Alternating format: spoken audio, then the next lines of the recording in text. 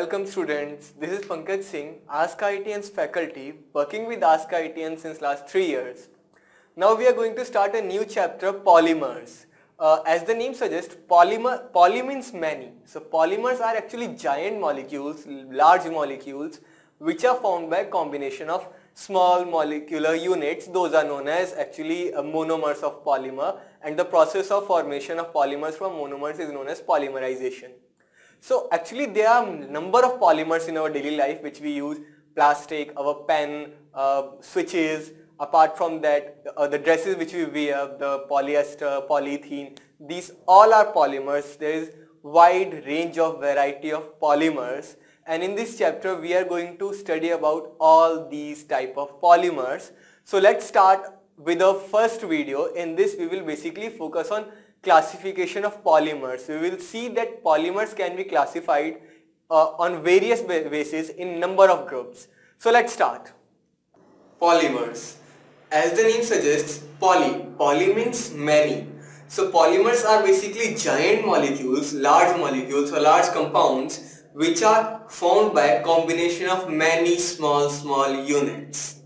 So polymer is a very large molecule that is made up of many repeating small molecular units. For example, we know proteins are actually made up of amino acids. So we can say that protein is a polymer which is formed by combination of small amino acid units. So here protein is a polymer, and amino acids, which are actually building blocks of that protein, are known as its monomers. So the small molecular units from which the polymer is formed is called monomer. Similarly, polyethylene is a polymer which is formed by monomers ethene. Okay, and the chemical reaction that joins these monomers together to form polymer is known as polymerization.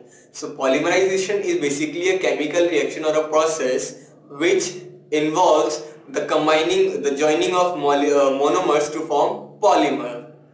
Okay. Now polymers are of two types: homopolymers and copolymers. If all the monomers of a polymer are similar or of same type, then it is known as homopolymer. Just I told you about polyethylene. So polyethylene is formed by a combination of ethene molecules. So all the monomers are same ethene molecule. So it is a homopolymer in which all the monomers are same or of one type. Other examples are starch. We know starch is actually formed by a combination of glucose molecule. Similarly, cellulose also consists of glucose.